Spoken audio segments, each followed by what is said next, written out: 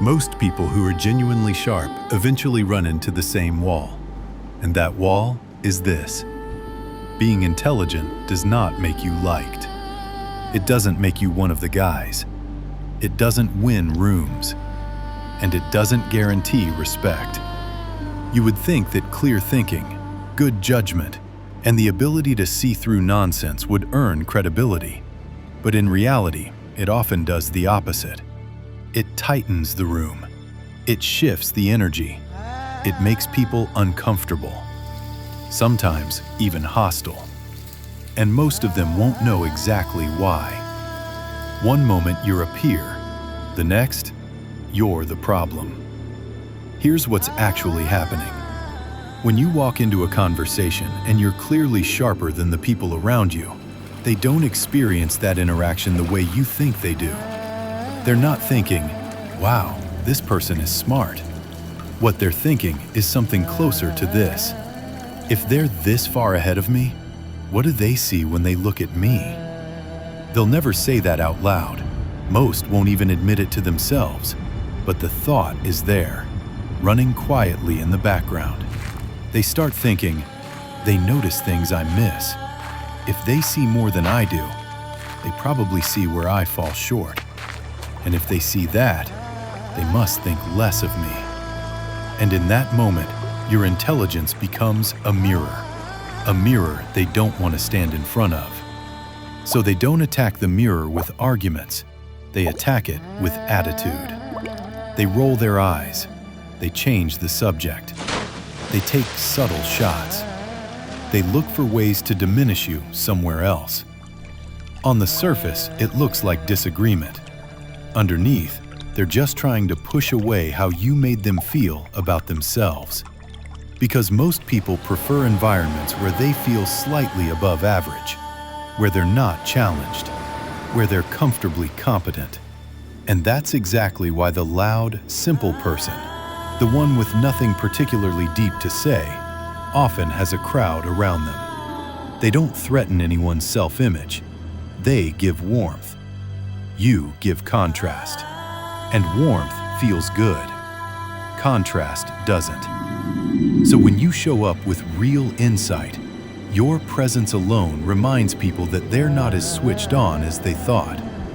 You didn't insult anyone. You didn't say anything outrageous. But they felt insulted. And when people feel insulted, they react emotionally, not rationally. There's another layer here that sharp people often miss. If someone can't beat you on ideas, they won't stay in that arena forever. They're smart enough to leave it, so they change arenas. They drag the interaction out of the arena of reason and into the arena of will. In the arena of reason, you have the advantage. In the arena of will, everyone is equal. Now the game becomes, who can talk louder? Who can embarrass who? Who can turn the room? That's why so many debates collapse into sarcasm, mockery, and character attacks.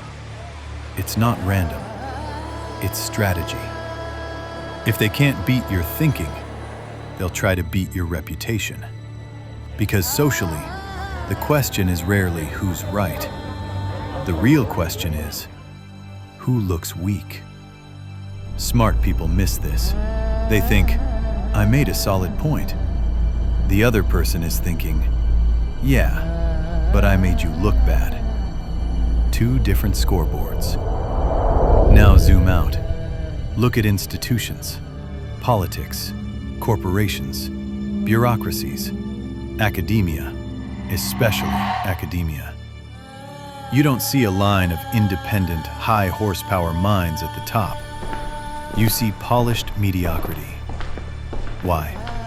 Because rising in these systems requires allies, favors, and comfort. Average minds are better at that game. They flatter, they mirror. They never expose how shallow the boss is. They never say the emperor has no clothes. Highly intelligent people struggle here. They see the waste, the flaws, the mismanagement, the bad decisions. And even when they keep quiet, it leaks out. Through tone, through expression, through the questions they ask. And that gets read as arrogance, coldness, not being a team player. So the easy ones move up.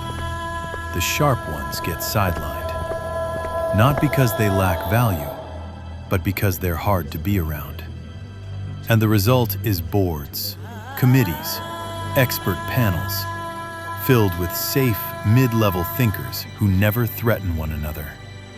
There's a personal cost to this. If people feel smaller next to you, they won't say, "I feel insecure." They'll say, "There's something off about them." Then they build a story. They're arrogant. They're negative. They think they're better than everyone. They're difficult. Because it's easier to diagnose you than to confront their own limits. That's why mental sharpness isolates. Not because sharp people hate others, but because accuracy becomes intolerable to those who feel exposed by it. And since we're social creatures, many intelligent people adapt by shrinking. They go quiet. They stop sharing their full perspective. They stop expecting to be understood. And eventually, they turn inward. Maybe I'm the problem. Maybe I'm too harsh. Maybe I should just shut up and play along. Self-reflection matters. Everyone has flaws.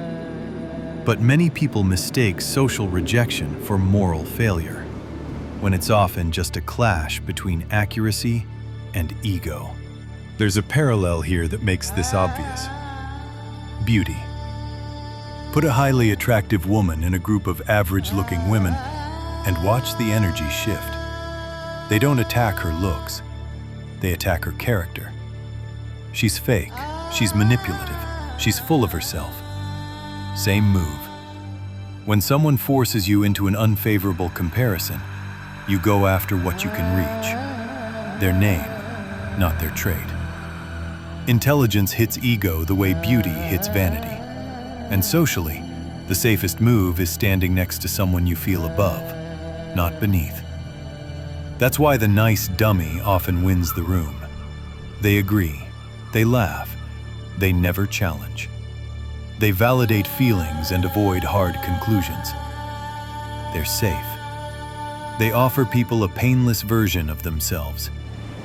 Meanwhile, the sharper person is quiet in the corner, still thinking, still analyzing, while everyone else just wants comfort. So the nice dummy racks up invites, favors, connections. The intelligent person doesn't.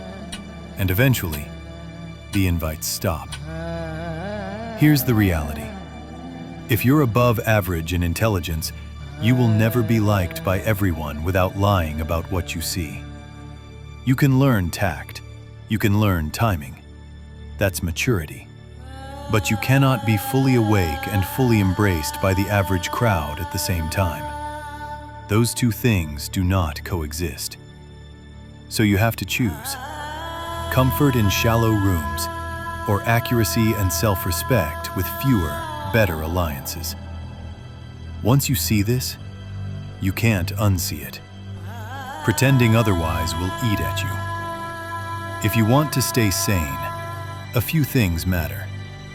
First, stop trying to prove yourself to people who aren't committed to understanding you. You cannot argue someone into liking you. Second, separate socializing from truth-telling. Not every interaction is a trial where truth must win. Sometimes the purpose is just bonding. Third, you need peers, even a small circle. People who don't feel attacked by clarity. People who can say, "You're right, and that stings, but I needed to hear it." Those people are rare. Hold on to them. Fourth, be honest about the cost. If you insist on seeing clearly and speaking honestly, some paths will close. Don't romanticize that. Accept it.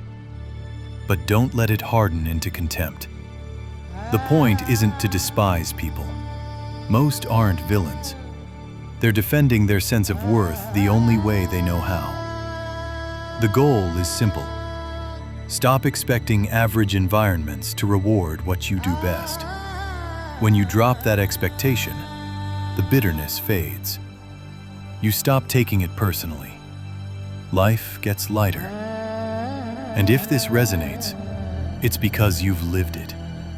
You've bitten your tongue in pointless meetings. You've been consulted privately and ignored publicly. You've watched safer, less capable people move ahead. You're not crazy for noticing. Your job isn't to dim your mind so rooms feel comfortable.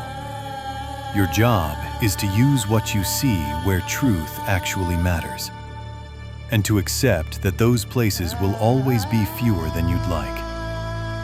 That's the deal.